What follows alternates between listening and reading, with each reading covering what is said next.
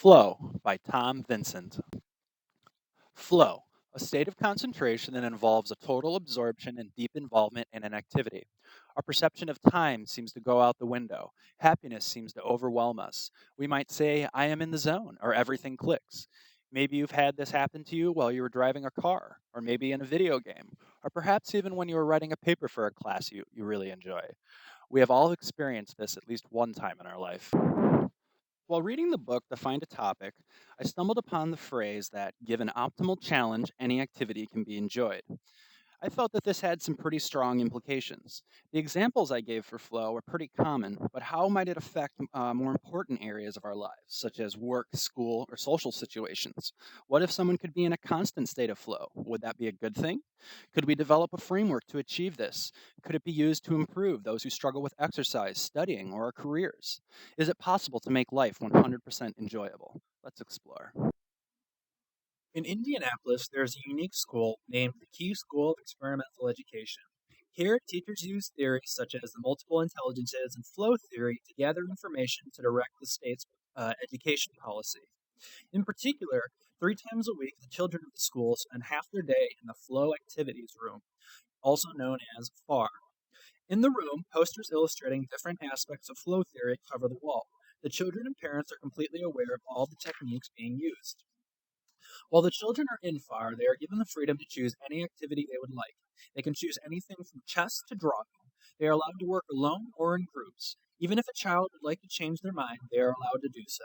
Surprisingly, the researchers found that despite the level of freedom the children have, they behave in a quite orderly fashion. The teachers feel that the freedom is paramount to fostering flow in children. The teachers also take notes on the successes and struggles of each individual child so that alterations can be made the next time the student is in FAR.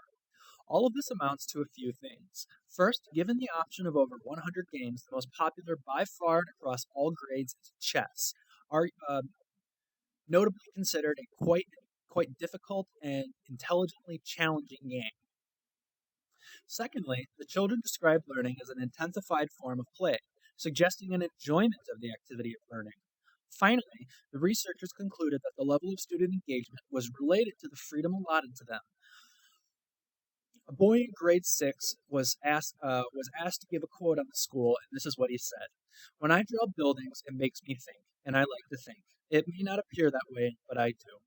I think this highlights a big difference between children in the Key School versus children in public education, where a disdain for learning is all too common.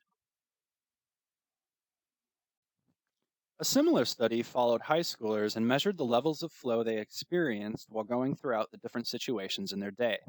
They found flow was increased in situations where children had a high level of control, such as in the lunchroom or while conducting an experiment in the science lab. It was also quite high when the students were working alone or in groups. However, they did find that no matter what the situation was, flow was always lowest during lectures. All of this seems to support the conclusions of the Key School study. Another study wanted to look at how flow affected students in the long term. The researchers followed 6th through 8th grade students throughout their day, and they found that the children with the high flow had a higher level of self esteem, they had higher levels of intrinsic motivation, and they spent their leisure time either on homework or things related to their career. The studies have shown that flow can be helpful in classical topics such as science, math, reading, and writing, but another study suggests that it could be beneficial in creative topics like art and music. Researchers followed graduate art students around for one semester.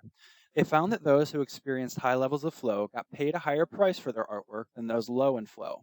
They also found that the perceived originality of their work was much higher in high flow individuals. However, they found flow was unrelated to the perceived craftsmanship. This supports the idea of flow theory that flow occurs when one's skill and challenge of the activity are matched. Skills take time to develop, but flow can be a spark of creativity that would produce the observed differences. Csikszentmihalyi was the original author of flow theory.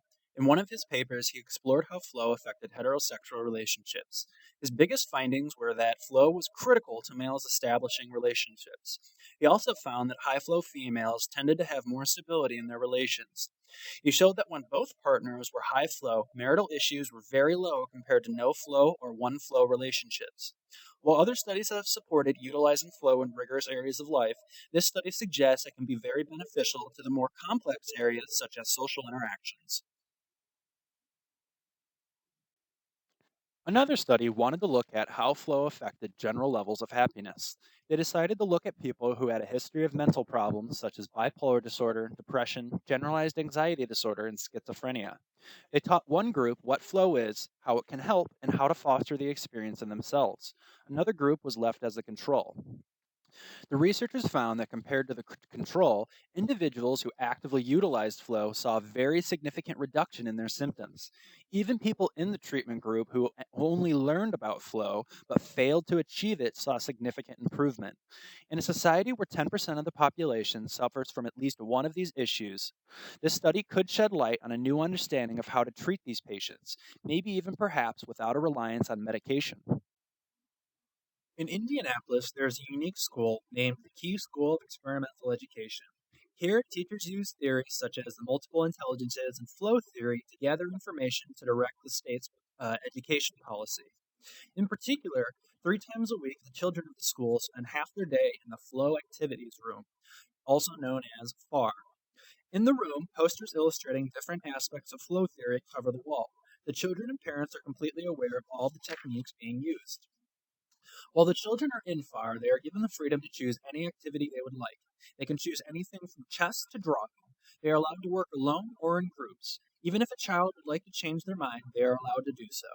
Surprisingly, the researchers found that despite the level of freedom the children have, they behave in a quite orderly fashion.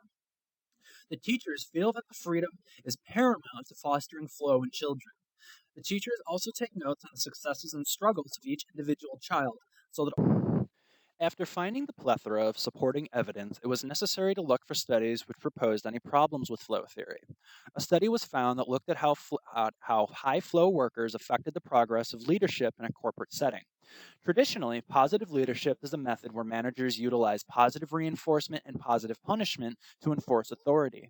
It was historically shown that this method achieved the best results as compared to other methods like negative leadership.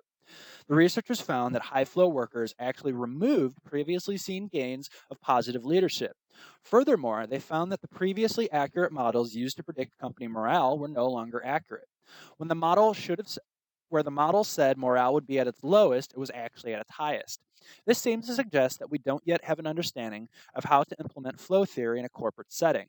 More research needs to be done to determine the exact framework of implementation. The studies presented would seem to support the idea that flow could make life 100% enjoyable. The utilization of flow can improve many areas of life, such as school, work, and your relationships. It has been shown that flow theory could pave the way for more efficacious psychotherapy for individuals suffering from all too common mental issues. The idea of flow theory only first arose about 25 years ago, so it is still in its development stage. The studies seem to support this in that an ideal framework for its implementation has yet to be discovered.